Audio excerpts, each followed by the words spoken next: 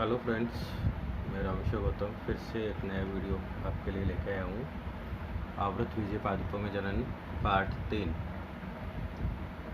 Part second तक अपन ने आवृत विजय पादपों में जनन के कायिक प्रवर्धन की प्राकृतिक विधियों को अपन ने पढ़ा था। प्राकृतिक कायिक प्रवर्धन जिसमें पादप के विभिन्न कायिक अंग प्राकृतिक रूप से नए पादप का निर्माण करते हैं, और इसके अंतर्गत अपन ने तनों द्वारा कायिक प्रवर्धन समझ लिया था कि किस प्रकार से तने के विभिन्न रूपांतरण जो है वो अनुकूल परिस्थितियों में नए पादप का निर्माण कर सकते हैं। चलिए, इसके बाद में सेकंड नंबर की जो प्राकृतिक कायिक प्रवर्धन की विधि है वो है जड़ों द्वारा कायिक प्रवर्धन। देखिए, पादप के जो 3 कायिक भाग हैं, जड़, तना एवं पत्ती, उनमें प्राकृतिक रूप से कायिक प्रवर्धन की विधियाँ देखी जा सकती हैं, जिनमें दूसरे नंबर का भाग है पादप का जड़ वाला भाग, और इनकी कुछ काष्ठीय पौधों की जो जड़ें हैं उन जड़ों से प्ररोह उत्पन्न होते हैं, और उन जड़ों से उत्पन्न प्ररोह द्वारा फिर से नए पादप का निर्माण किया जा सकता है, जैसे चमेली, शीशम और नीम। चमेली, शीशम और नीम के अंदर यदि अगर अपन पादपों की जड़ों को देखें तो इन पादपों की जड़ों से एक प्ररोह का निर्माण होता है, और यही प्ररोह आगे जाकर के एक नए पादप का निर्माण कर देता है। जड़ों द्वारा कायिक प्रवर्धन की विधि के अंदर अपन एक कंदीय मूल का भी उदाहरण ले सकते हैं, जिसके अंतर्गत शकरकंद है और कंदीय मूल है, जिस पर अपस्थानिक शाखाएं विकसित हो जाती है, अपस्थानिक कलिकाएं विकसित हो जाती है, जो आगे जाकर के नए पादप का निर्माण कर सकती है। जड़ों द्वारा कायिक प्रवर्धन के बाद तीसरे नंबर पर पादपों के अंदर, आवृत बीजी पादपों के अंदर पत्तियों द्वारा कायिक प्रवर्धन देखा जा सकता है। और पत्तियों द्वारा कायिक प्रवर्धन के रूप में अपन पत्थर चिट्टा जो ब्रायोफिलम है, इस पत्थर चिट्टा के अंदर अपन पर्णकोर मतलब जैसे ये आपके पास में पर्ण है, ठीक है, और ये इसका पर्णफलक है, ये पर्ण का मध्य सिरा है, मध्य सिरा से सिरिकाएँ निकलती है, और ये इसका पर्णफलक कोर है। पर्णफलक कोर पर इसी के समान, पर्ण के समान अपस्थानिक कलिकाएँ विकसित हो जाती है, और ये विकसित होने वाली अपस्थानिक कलिकाएँ अनुकूल परिस्थितियों में मुख्य पादप भाग से पृथक होकर के फिर से एक नए पादप का निर्माण कर सकती है, ठीक है। तो पत्थर चिट्टा में पर्ण कोर द्वारा एक नए पादप का निर्माण यहाँ पर किया जा सकता है। इसी प्रकार से बिगोनिया के अंदर, बिगोनिया में पर्ण व्रंत व पर्ण सिरा के द्वारा भी एक नए पादप का निर्माण किया जा सकता है।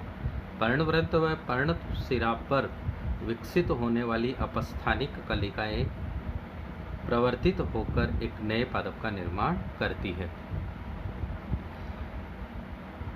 तो प्राकृतिक कायिक प्रवर्धन जो है वो पादप के 3 कायिक भाग, तनों द्वारा कायिक प्रवर्धन, जड़ों द्वारा कायिक प्रवर्धन और पत्तियों द्वारा कायिक प्रवर्धन हो सकता है प्राकृतिक रूप से। और इनके अतिरिक्त जननांगों द्वारा भी कायिक प्रवर्धन आवृत बीजी पादपों के अंदर देखा जा सकता है। कुछ पौधे जैसे रामबास पौधों की पौधों में पुष्प कलिकाओं के स्थान पर बहुकोशिक पत्र कलिकाएं विकसित हो जाती है। तो जैसे कुछ पौधे होते हैं, जैसे रामबास है, रामबास का जो ये पादप है, इस पादप के अंदर जो पुष्प कलिकाएं जहाँ से विकसित होनी थी, उस पुष्प कलिकाओं के स्थान पर बहुकोशिक पत्र कलिकाएं, बुलबिल्स जिसे अपन कहते हैं, इस प्रकार की पत्र कलिकाएं जो है वो विकसित हो जाती है। इन्हें बुलबिल्स कहा जाता है, बुलबिल्स। और ये पत्र कलिकाएं विकसित होकर के अपने समान नए पादप का निर्माण करती है, ठीक है। तो इस प्रकार से यहाँ पर जननांगों द्वारा भी आवृत बीजी पादपों के अंदर कायिक प्रवर्धन देखा जा सकता है। तो दोस्तों, इस प्रकार से यहाँ पर आवृत बीजी पादपों के अंदर प्राकृतिक कायिक प्रवर्धन के अपन ने ये विधियाँ देखी है। चलिए, प्राकृतिक कायिक प्रवर्धन के बाद अपन सेकंड देखते हैं कृत्रिम कायिक प्रवर्धन, आर्टिफिशियल वेजिटेटिव प्रोपेगेशन।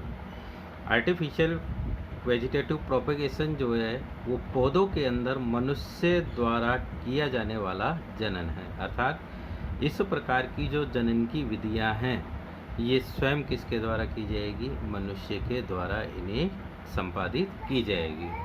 और कृत्रिम कायिक प्रवर्धन की विधियों को अच्छी किस्म के पौधे प्राप्त करने के लिए इस विधि का यहाँ पर उपयोग किया जाता है। यदि अगर अपन किसी भी आवृतबीजी पादपों की यदि अगर अपन एक उन्नत अच्छी किस्म यदि अगर तैयार करना चाहते हैं तो इसके अंतर्गत अपन एक कृत्रिम कायिक प्रवर्धन की विधियों को अपन अपना सकते हैं। कृत्रिम कायिक प्रवर्धन की निम्न 3 प्रकार की विधियाँ हैं। एक कर्तन विधि है, कटिंग, दूसरी है दाब विधि, लेयरिंग, और तीसरी विधि है रोपण, ग्राफ्टिंग विधि। ठीक है, चलिए देखते हैं अपन कृत्रिम कायिक प्रवर्धन। कृत्रिम कायिक प्रवर्धन के अंदर अपन सबसे पहले विधि यहाँ पर ले रहे हैं कर्तन, कटिंग, बाय कटिंग। चलिए देखिए, कर्तन विधि जो है ये कृत्रिम कायिक प्रवर्धन की सबसे पहली विधि है। और इस विधि के अंदर अपन पादप के स्तंभ एवं जड़ वाले भाग का उपयोग कर सकते हैं, क्योंकि कटिंग के अंदर अपन को पादप का स्तंभ और जड़ वाला भाग जो है उसको अपन को कट करना पड़ेगा, और कट करके उसे अपन को ज़मीन के अंदर प्रत्यारोपित करना पड़ेगा, जिसके फलस्वरूप पादप की ये स्तंभ और जड़ वाले भाग जो है वो आगे जाकर के नए पादप का निर्माण कर सकते हैं। चलिए देखते हैं। देखिए, इस विधि में पादप के स्तंभ व जड़ वाले भाग का उपयोग किया जाता है। ये 2 प्रकार से हो सकता है, क्योंकि 2 भागों का उपयोग किया गया है, इस वजह से ये 2 प्रकार का हो सकता है। एक स्तंभ कर्तन यदि अगर स्तंभ के द्वारा किया जा रहा है, और एक मूल कर्तन यदि अगर मूल के द्वारा किया जा रहा है। सबसे पहले देखते हैं स्तंभ कर्तन, स्टेम कटिंग। पौधे के स्तंभ भाग को उपयुक्त आकार के टुकड़े, जैसे ये पादप का स्तंभ वाला भाग है, और इस स्तंभ का उपयुक्त आकार का टुकड़ा लगभग यह है 20 से 30 सेंटीमीटर लंबा होना चाहिए, और उसको किसी भी चाकू की सहायता से कट करके उसे अपन ज़मीन में रोपित कर दें। और चूँकि टुकड़ों के अंदर शीघ्र जड़ें उत्पन्न करने के लिए अपन इस भाग के निचले कटे हुए भाग को कुछ समय तक के लिए उपयुक्त रसायन में डुबोकर रख देते हैं, जिसके कारण यहाँ पर इस कटे हुए भाग पर शीघ्र रूप से जड़ें विकसित हो जाती है, और यह आगे जाकर के फिर से एक नए पादप के रूप में निर्मित हो जाता है। तो स्तंभ कर्तन जो है वो पादप के स्तंभ वाले भाग द्वारा प्रयुक्त किया जा सकता है।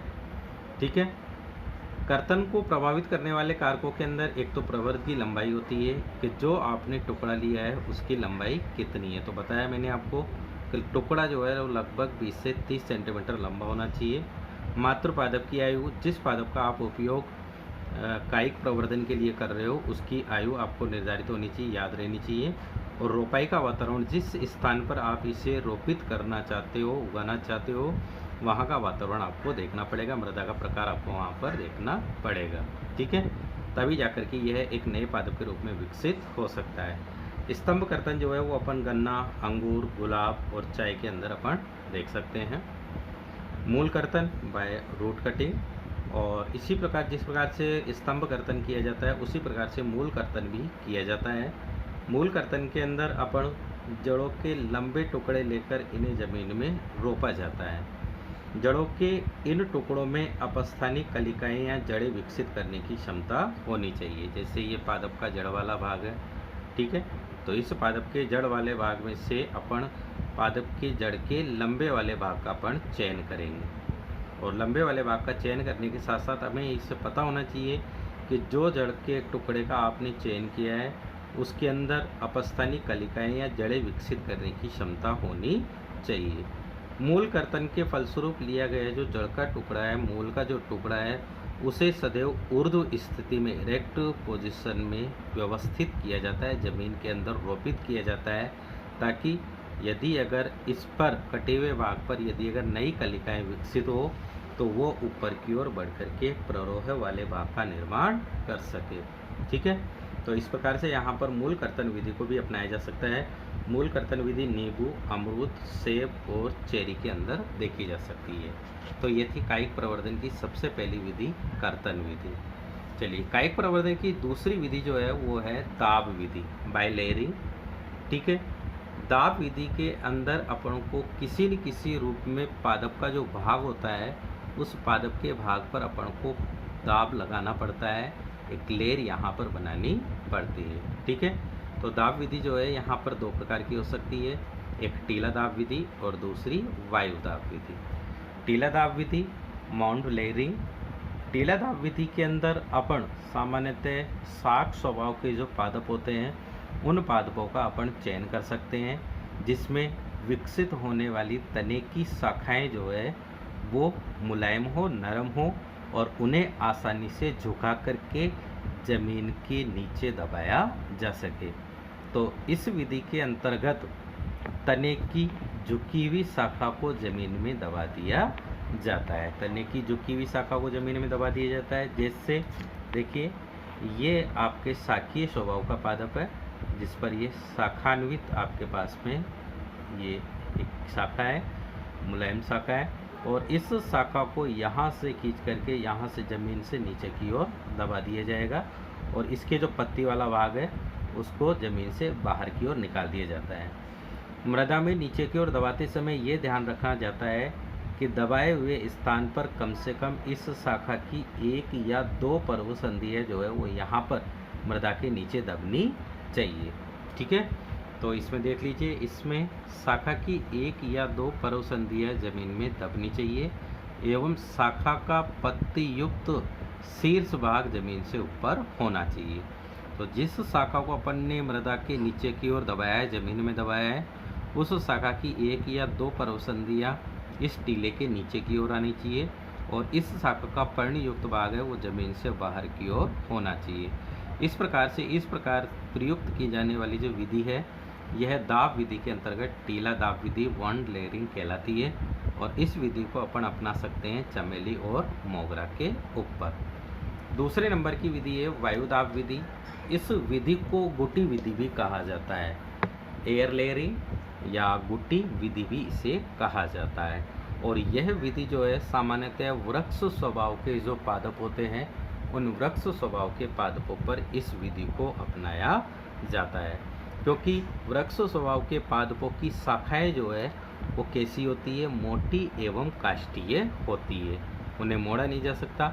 इस वजह से दाब विधि के अंतर्गत यहाँ पर वायु दाब विधि या गुटी दाब विधि को यहाँ पर अपनाया जाता है। क्या किया जाता है, इस विधि में एक मोटी स्वस्थ शाखा पर चारों ओर बाहरी परत या छाल को वलय के रूप में हटा दिया जाता है। जैसे ये एक वृक्ष स्वभाव का पादप है, वृक्ष स्वभाव के पादप की ये कोई बड़ी शाखा है, मोटी एवं काष्ठीय शाखा है, और इस मोटी एवं काष्ठीय शाखा पर जिस स्थान पर आप कायिक प्रवर्धन की विधि को अपनाना चाहते हो, अपना रहे हो, वहाँ से इस शाखा की जो छाल होती है इस स्थान से इसको वलय के रूप में यहाँ से हटा दिया जाता है और इसको यहाँ से पतला कर दिया जाता है तथा छाल रहित भाग को गीली मिट्टी या रुई से ढक दिया जाता है। जिस जगह पर आपने बार्क छाल को हटाया था उस शाखा को गीली मिट्टी या रुई से यहाँ से इसको ढक दिया जाता है, बांध दिया जाता है। और यह जो प्रक्रिया होती है या यह जो भाग होता है यह भाग क्या कहलाता है, गुटी कहलाता है। ये जो भाग है यह भाग गुटी कहलाता है। इस गुटी पर बूंद बूंद पानी गिराने के लिए इसकी ऊपरी शाखा पर एक घड़ा लटका दिया जाता है। तो इस गुटी पर बूंद बूंद पानी गिराने के लिए जो इसकी ऊपरी जो शाखा होती है, इसके ऊपर की जो शाखा होती है, इसके ऊपर की शाखा पर एक घड़ा यहाँ पर लटका दिया जाता है। घड़े के पेंदे पर एक छिद्र कर दिया जाता है और छिद्र करके यहाँ से एक डोरी यहाँ से लटका दी जाती है। घड़े के अंदर पानी भर दिया जाता है और इस छिद्र रस्सी के द्वारा घड़े के अंदर भरा हुआ पानी बूंद बूंद करके इस गुटी वाले स्थान पर धीरे धीरे गिरता रहता है। कुछ समय के पश्चात आप देखोगे, लगभग 4 से 8 सप्ताह के पश्चात आप देखोगे कि जिस स्थान पर आपने गुटी का निर्माण किया था वहाँ से अपस्थानिक जड़ें विकसित होने लगती है और जब यहाँ पर अपस्थानिक जड़ें विकसित होने लग जाए तब इस पादप भाग को यहाँ से अलग करके इसे उपयुक्त स्थान पर रोपित कर दिया जाता है और यह नए पादप का निर्माण कर देता है। इस प्रकार इस वायुदाब या गुटी विधि को अपन लीची, अनार, अमरूद एवं संतरा आदि पादपों पर अपन इस विधि को अपना सकते हैं। ठीक है, चलिए नेक्स्ट देखते हैं अपन कृत्रिम कायिक प्रवर्धन की दूसरे नंबर की विधि।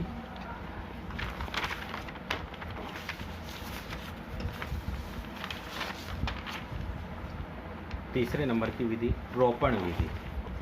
पहली विधि थी कर्तन विधि, दूसरी विधि थी दाब विधि। दाब विधि के अंदर टेला दाब विधि और वायुदाब विधि, और अब तीसरे नंबर की जो महत्वपूर्ण विधि है वो है रोपण विधि, ग्राफ्टिंग।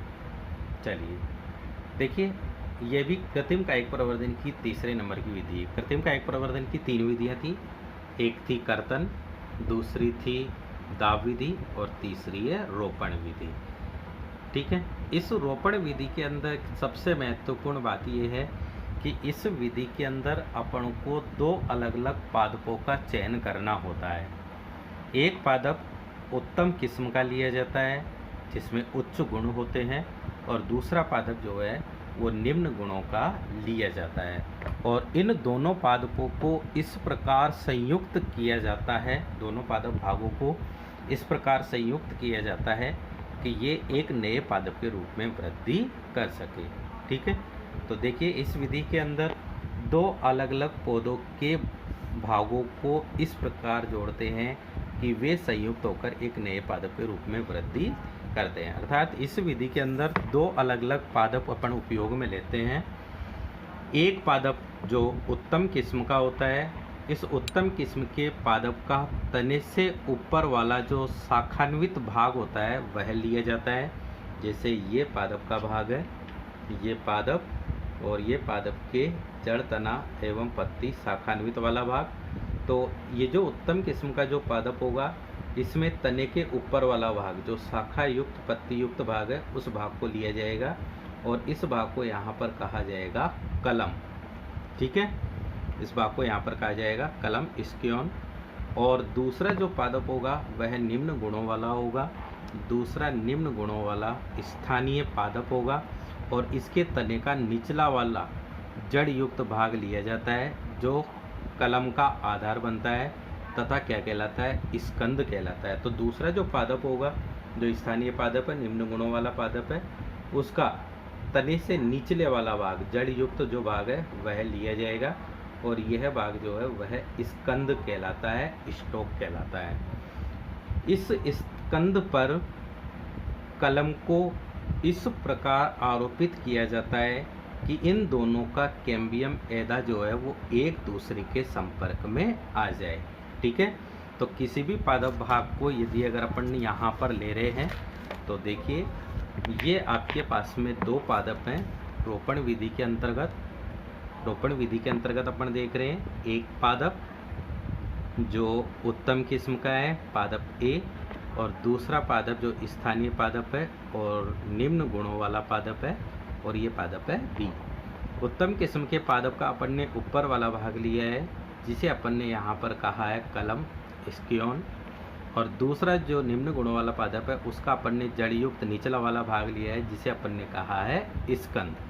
ठीक है, दूसरे पादप का जो स्कंद वाला भाग है, नीचे वाला भाग है, ठीक है, स्कंद वाला भाग, इस स्कंद पर पहले पादप की कलम वाले भाग को इस प्रकार से आरोपित किया जाता है कि इन दोनों का कैम्बियम एधा जो है, कैम्बियम एधा, ये एक दूसरे के संपर्क में आसानी से आ जाए, और इन्हें सावधानी पूर्वक रस्सी से चारों ओर से बांध दिया जाता है ताकि इनका कैम्बियम एक दूसरे के संपर्क में आ जाए।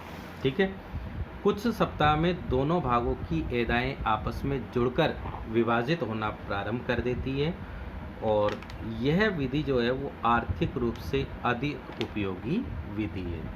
यदि अगर अपन कायिक प्रवर्धन के अंतर्गत किसी भी प्रकार की विधि को यदि अगर अपन इकोनॉमिक इम्पोर्टेंस के लिए यदि अगर अपनाना चाहते हैं तो इस विधि के अंतर्गत अपन आर्थिक महत्व वाले जो पादप होते हैं उनके ऊपर अपन इस विधि को अपना सकते हैं। जैसे गुलाब, आम, अमरूद, सेब, नींबू, नाशपाती, संतरा आदि पादपों पर इस विधि को आसानी से अपनाया जा सकता है। ठीक है। पादप के कलम और स्कंद वाले भाग के व्यास के आधार पर यह विधि 4 प्रकार की हो सकती है।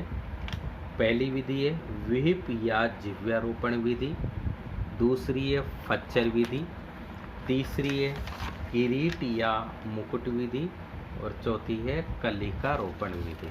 चलिए अपन इन्हें डिटेल से देख लेते हैं। सबसे पहली विधि है विहिप या जिह्वारोपण विधि। विहिप या जिह्वारोपण विधि के अंतर्गत यहाँ पर इस विधि के अंतर्गत अपन क्या करेंगे कि जो दोनों पादपों का अपन ने चयन किया है उन दोनों पादपों के स्तंभों का समान व्यास यहाँ पर होना चाहिए, अर्थात समान मोटाई के स्तंभों को कलम व स्कंद के लिए यहाँ पर चुना जाता है। यदि अगर अपन इस विधि को यहाँ पर देख रहे हैं तो विहिप या जिह्वारोपण विधि के अंतर्गत जो स्कंद वाला भाग का जो तना है जितने व्यास का है उतना ही व्यास का तना जो है वह कलम वाले भाग का होना चाहिए। ठीक है। और इस विधि के अंदर स्कंद व कलम में 5 से 8 सेंटीमीटर का वी आकार का चीरा 5 से 8 सेंटीमीटर का वी आकार का चीरा इस प्रकार लगाया जाता है कि आपस में एक दूसरे पर फिट हो जाए। तो ये जो भाग है इन पर वी आकार का चीरा जो है वो इस प्रकार यहाँ पर लगाया जाएगा, वी आकार का चीरा, ताकि ये एक दूसरे पर व्यवस्थित हो जाए। जब वी आकार का चीरा इन दोनों के ऊपर लगा दिया जाएगा तो कलम वाले भाग को सावधानी पूर्वक स्कंद वाले भाग पर आरोपित कर दिया जाता है और उन्हें धागे या रस्सी की सहायता से मजबूती से बांध दिया जाता है। जब भी दोनों भागों का कैम्बियम एक दूसरे के संपर्क में आएगा वहाँ से यह एक नए पादप के रूप में निर्मित हो जाएगा। ठीक है। तो ये थी विहिप या जिह्वारोपण विधि। दूसरे नंबर की जो विधि है वो है फच्चर रोपण विधि, वेज ग्राफ्टिंग विधि। और इस वेज ग्राफ्टिंग विधि में भी कलम एवं स्कंद का समान व्यास होना चाहिए। ठीक है। दोनों जो विधियाँ हैं इस दूसरी विधि के अंदर फच्चर विधि के अंदर भी जितने व्यास का आपके पास में स्कंद है उतने ही व्यास का आपके पास में क्या होना चाहिए, उतने ही व्यास का आपके पास में कलम वाला भाग होना चाहिए। लेकिन इस फच्चर विधि के अंदर अपन को क्या करना होता है, जो स्कंद वाला जो भाग होता है उसमें तो वी आकार का चीरा लगा दिया जाता है, वी आकार का चीरा इसके अंदर लगा दिया जाता है। वी आकार का चीरा लगाएंगे तो स्कंद वाला जो भाग है वो इस प्रकार की संरचना वाला यहाँ पर बन जाएगा, वी आकार का चीरा। और कलम वाला जो भाग है इस कलम वाले भाग के अंदर अपन गेज के आकार का चीरा लगाते हैं। इस प्रकार से गेज के आकार का अपन यहाँ पर चीरा लगाते हैं, सफानवत जिसे अपन कहते हैं। और गेज के आकार का चीरा लगाने पर कलम वाला जो भाग है वो इस प्रकार से यहाँ पर हो जाता है। यदि अगर अपन कलम वाले भाग को इस स्कंद वाले भाग पर आरोपित करेंगे तो ये दोनों भाग आसानी से एक दूसरे पर फिट हो जाएंगे और इनको चारों तरफ से रस्सी से बांध दिया जाता है। जब भी इन दोनों का कैम्बियम एक दूसरे के संपर्क में आएगा यहाँ से यह नए पादप के रूप में परिवर्तित हो जाएगा। तो ये दूसरे नंबर की विधि है फच्चर रोपण विधि। तीसरे नंबर की विधि के अंतर्गत अपन देखते हैं, तीसरे नंबर की विधि है किरीट या मुकुट रोपण विधि, क्राउन ग्राफ्टिंग जिसे कहा जाता है, किरीट या मुकुट रोपण विधि। और इस विधि के अंतर्गत क्या होगा, यहाँ पर स्कंद और कलम वाला जो भाग होगा उनके स्तंभ का व्यास अलग अलग प्रकार का होगा। स्कंद अधिक मोटाई वाला होता है जबकि कलम जो है उसको चयनित करके उसके छोटे छोटे कई प्रकार के वेज आकार के टुकड़े यहाँ पर बना लिए जाते हैं। कैसे, जैसे यहाँ पर क्या किया जाएगा, तीसरी विधि के अंतर्गत जो किरीट या मुकुट रोपण विधि है, इस विधि के अंदर ये आपके पास में कलम वाला भाग है। इस कलम वाले भाग में से जो तने किए वेज के आकार के कई प्रकार के टुकड़े जो है वो यहाँ से अलग अलग कर लिए जाएंगी। इस प्रकार से वेज के आकार के कई टुकड़े जो है वो यहाँ पर कर लिए जाएंगे, ठीक है। और ये कम व्यास वाले होंगे। और दूसरा जो पादप भाग होगा, जो स्कंद वाला भाग होगा, यह अधिक मोटाई का होगा। इस स्कंद वाले भाग की जो किनारे वाली जो सतह है, उनको यहाँ से क्या कर दिया जाएगा, थोड़ा थोड़ा काट दिया जाएगा। और इन कटे हुए खाँचों पर, स्थानों पर इस कलम में से बनाए गए वेज के आकार के टुकड़ों को यहाँ पर आरोपित कर दिया जाएगा। और जब भी इन दोनों का कैम्बियम एक दूसरे के संपर्क में आएगा, यहाँ से एक नए पादप का यहाँ पर निर्माण हो जाएगा। देखिए, इसमें कई कलमों को चयनित करके उनके आधार को काटकर वेज आकार बना लिया जाता है तथा स्कंद पर कई दरारें किनारों पर बनाकर कलमों में इन्हें धंसा दिया जाता है। इनमें स्कंद का व्यास कलमों से कई गुना अधिक होता है। और चौथे नंबर की जो अंतिम विधि है वो है कलिका रोपण विधि, बड ग्राफ्टिंग। और इस विधि के अंतर्गत जो उत्तम गुणों वाला जो पौधा होता है, जिसका अपन कलम वाले भाग का अपन चयन करते हैं, ऊपर वाले शाखान्वित भाग का अपन चयन करते हैं, उस पादप भाग की किसी भी प्रकार की स्वस्थ कलिका का यहाँ पर से क्या किया जाएगा, चयन किया जाएगा। ये एक स्वस्थ कलिका है, बड है, जिसका यहाँ से क्या कर लिया जाएगा, चयन कर लिया जाएगा कलम वाले भाग में से। और दूसरा जो पादप है, स्कंद वाला जो भाग है, इस स्कंद वाले भाग के अंदर एक टी आकार का चीरा जो है वो यहाँ पर लगा दिया जाता है, ठीक है। टी आकार का यहाँ पर एक चीरा लगा दिया जाता है। और इस टी आकार के लगाए गए चीरे वाले स्थान पर कलम वाले भाग में से जो स्वस्थ कलिका आपने प्रयुक्त करी थी, उस स्वस्थ कलिका को इस टी आकार के चीरे के अंदर स्थानांतरित कर दिया जाता है, आरोपित कर दिया जाता है तथा इसे मोम लगाकर बांध दिया जाता है। इसे मोम लगाकर यहाँ पर से इसे बांध दिया जाता है। 3-4 सप्ताह में कली जो है वो प्रस्फुटित हो जाती है। 3-4 सप्ताह में कली प्रस्फुटित हो जाती है, जिन्हें तोड़कर अलग कर लिया जाता है तथा इनसे नए पौधे का निर्माण यहाँ पर कर लिया जाता है। मुख्यतः कलिका रोपण विधि जो है वो अपन सेब का जो पादप होता है, एप्पल जो होता है, उसके अंदर अपन इस विधि को अपना सकते हैं। तो चलिए दोस्तों, इस प्रकार से यहाँ पर अपन ने आवृत बीजी पादपों के अलैंगिक जनन की विधियों को अपन ने इस लेसन के अंदर पढ़ा है। पहला लेसन था अपना आवृत बीजी पादपों में जनन, और आवृत बीजी पादपों में जनन की अपन ने अलैंगिक विधियों को यहाँ पर पूरा कर लिया है। और अलैंगिक विधियों के अंतर्गत अपन ने 2 प्रकार की विधियों को अपन ने यहाँ पर देखा था। एक पहले नंबर की विधि जो अपन ने देखी थी वो थी अनिषेक बीज था, और दूसरे नंबर की विधि थी कायिक प्रवर्धन। कायिक प्रवर्धन को अपन ने फिर से 2 भागों के अंदर डिवाइड किया था, प्राकृतिक कायिक प्रवर्धन और दूसरा कृत्रिम कायिक प्रवर्धन। प्राकृतिक कायिक प्रवर्धन तनों द्वारा, जड़ों द्वारा, पत्तियों द्वारा और जननांगों द्वारा संपन्न हुआ था। और कृत्रिम कायिक प्रवर्धन की 3 प्रकार की विधियां थी, कर्तन विधि, दाब विधि और रोपण विधि। कर्तन विधि के अंदर स्तंभ कर्तन और मूल कर्तन विधि को अपन ने पढ़ा। दाब विधि के अंदर टीला दाब विधि और वायु दाब विधि को अपन ने पढ़ा। और रोपण विधि के अंतर्गत 4 प्रकार की विधियों को अपन ने यहाँ पर पढ़ा। पहली विहिप या जीव्यारोपण विधि, दूसरी फच्चर विधि, तीसरे नंबर पर जो विधि थी वो थी किरीट या मुकुट विधि, और चौथे नंबर पर जो विधि थी वो थी कलिका रोपण विधि, ठीक है। तो दोस्तों, इस प्रकार से ये पहला लेसन जो है वो आपको यहाँ पर पूरा होता है, ठीक है। जो भी स्टूडेंट इन नोट्स के स्क्रीनशॉट लेना चाहता है वो स्क्रीनशॉट ले सकता है।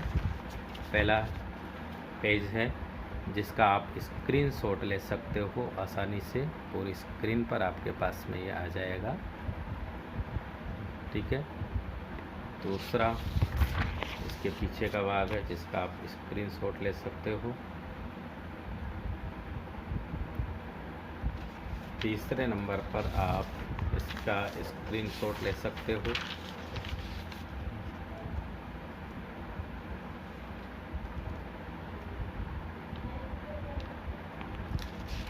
चौथे नंबर पर स्क्रीनशॉट,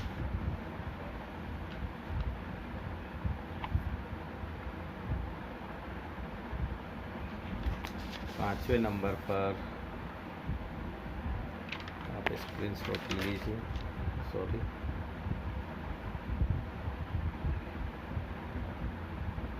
और लास्ट स्क्रीनशॉट ले लीजिए आप।